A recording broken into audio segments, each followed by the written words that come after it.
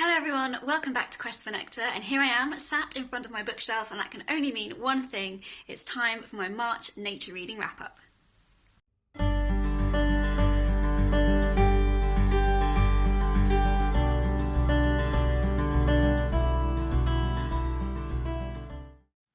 So before we get started, I guess we ought to address the elephant in the room, which is COVID-19 or the coronavirus outbreak.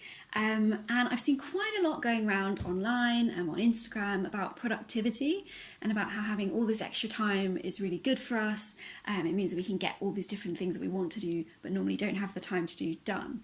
And there's a lot of people out there, like creating reams and reams of content, like amazing YouTube videos, feature-length films, they're doing artwork, they're doing music, lots of fantastic creativity going on. And I just wanted to let you know it doesn't mean that you have to be more productive. Yes, you might have got back those 2 hours in your day when you'd be normally on the train or on the bus, traveling to and from work, but you really don't have to feel any sort of pressure to fill that time with new stuff. If you're happy just taking a few more minutes for yourself in the morning, or just watching TV, or just wandering around outside, go for a walk, sitting in your garden, or even just sitting and just enjoying the time, or sleeping. You know what? Why don't you use that first few minutes of the day to just sleep and enjoy the time that you have? And if you are doing all those things, don't feel guilty about it, because there's absolutely nothing to feel guilty about. So on that note, I have only got 4 books to show you today. Now, I do like to read. You can see behind me, I've got my huge bookshelf here, and the majority of books that I read are fiction. So the nature writing that I read is kind of alongside that. So I do like to read a nature book every now and again, but the majority of books I do read are fiction. So as I say, we've got 4 books to get through, so let's get started. So the first nature book that I read in 2020 is Last Child in the Woods by Richard Louv. Now this came out in 2005, and I was making the transition from primary school up to secondary school at that point, so I was about 10 or 11 years old. So it's in this book that we first hear the term nature deficit disorder. That's a term that Richard Louv himself coined for the symptoms that he was seeing a lot of children suffering from due to the fact that they weren't having a strong connection with nature or getting out into nature a lot. And this is the book that kind of started that wave. It started us thinking about how we ought to be having that connection with nature. So this year I've actually been thinking about doing some nature writing projects myself, and this book is part of my research for that, and I really enjoyed it. It was really interesting. It's quite shocking, I have to say. There's a quote in here that particularly stuck with me.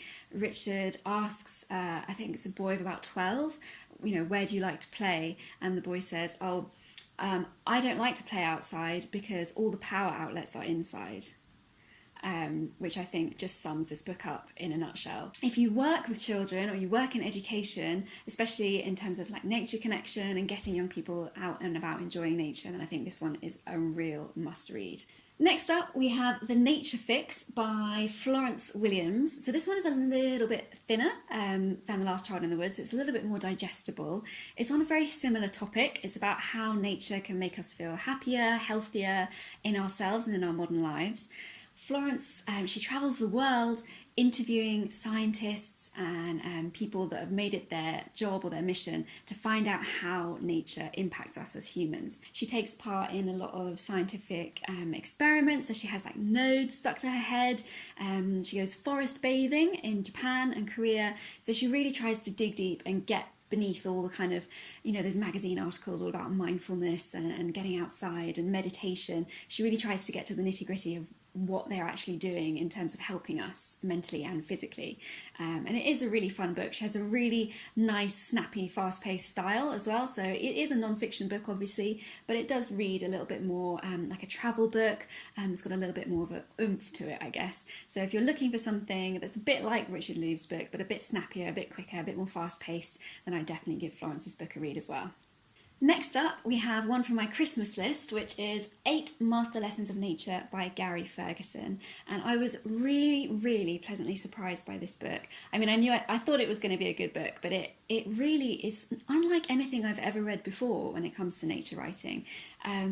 It's very deep. Some of the ideas in here are very they come across as quite new, like it's really pushing the boundaries of how we should think and act as a society. So before I read it, I knew that there were going to be sections in here about women and about men and about how society is structured and how we do go about, living our daily lives, and how we can learn from nature and improve the way that we live. And that is just what this book gives you. I've come away from it with this really strong sense of optimism. I think, there's a lot of doom and gloom in the world now about wildlife conservation, about global warming. And actually, Gary Ferguson in this book, he gives us some ideas or some rules to live by that he's seen in nature, or he's kind of borrowed from nature, that really would help us to improve the way that we live, to improve our systems and our structures of society, so that we live healthier and happier life in connection with nature and learning from the nature that is around us. There's a lot in the book about him connecting with nature in Yellowstone, in the national park in the US, where he lives. Some great nature writing there, talking about all the animals that he comes across, the animals and plants. He himself has lived a really quite troubled life. There's parts in this book towards the end you'll come to see how when he talks about using nature to to overcome stresses and to overcome grief, he really is talking from experience. So something that really struck me about this book, which might seem a bit odd to some of you, but it really stuck out for me, is that when he's talking about a hypothetical person, he will talk about them as though they're female. So, like when you read a book and it will give you an example of a scientific study, or say, for example, a person thinks this. When a person does that, he often does this. Well, Gary does it as though they're a woman. He'll say if a person doesn't have a strong connection with nature, she might feel as though she was more anxious, or she might start to feel less physically fit. Whereas in a lot of other books that I've read about science and about nature, the example is always a man. So it's a really tiny little thing, but it did make a lot of difference to me. But yes, definitely pick this one up if you're struggling for something to read during this coronavirus outbreak. And then lastly, we have Wilding by Isabella Tree. So a lot of people got in touch after my last video to say that this is one of their favourite nature books that they've ever read. And I have to say that it is one of mine as well. You can really tell when you read this book that she is a very, very good writer. It comes across as more of a novel, so it tells the story of Knepp, their farm in Sussex, where they began their rewilding project about 20 years ago. And it's really heartwarming, really uplifting, really inspirational. There's a quote on the front from the Daily Mail saying that it's inspirational, and that's exactly what it is, really. It's really heartwarming to see how her and her husband, they fought through all the obstacles, all the barriers that were put in place by the system at the time. So government was saying, no, you can't do that. There's a lot of back and forth with Natural England and a lot of environmental charities and farming organisations saying, pouring scorn on their ideas basically, and saying, why would anyone want to rewild anywhere? It looks ugly, it's not any better for the wildlife. But they stuck at it, and 20 years later, we're here in the modern day, and everyone holds up Knepp as a perfect example of rewilding, as something that we should all be aiming for when it comes to introducing species back into the countryside and protecting them and making sure that they have a home for themselves. So if you are starting like a small business, or you've got a blog, or you've got something that you want to launch out into the world, and you're struggling a little bit with self-confidence and feeling like perhaps everyone's against you and you might need a little bit of a push, then I really would suggest reading this book as well, for the wildlife, but also just for that inspirational quality. It's so lovely to read, and yeah, it's definitely now one of my favourite nature books as well. So I am actually listening to, rather than reading, another nature book right now. It's Underland by Robert Macfarlane, and I'd heard a lot about this nature book before I started listening to it. It's got the most gorgeous cover. I'll put a little picture of it right there on the screen. Hopefully I've worked out how to do that with my editing software. But yeah, I'm kind of 3/4 of the way through, and I have some thoughts.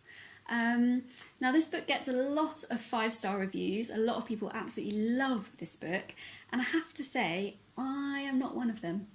But I actually have too many thoughts for this video, and what I thought I'd do, because I've got a couple of other Robert Macfarlane books on my shelf that I have yet to get to, I've decided I'm going to read those, and then I'll have more of a well-rounded kind of view of him as an author and his works, and then I'll create a whole video just talking about Robert Macfarlane and the nature books that he's written.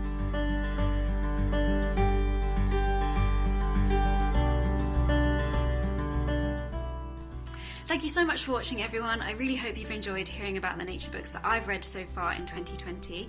Make sure to leave your suggestions for books that you think I might like down in the comments, and also books that you've been reading to get you through this lockdown period as well. Make sure to use the hashtag, just hashtag Quest for oh no, wait, that's wrong. Hashtag WildReadsQFN on Instagram, where the rest of us will be talking about all the books that we get to over the next few months. Make sure to subscribe here on YouTube as well to Quest for Nectar, and on Instagram to stay up to date with all the wonderful wildness that will be coming your way. And yeah, I'll see you very soon. Bye!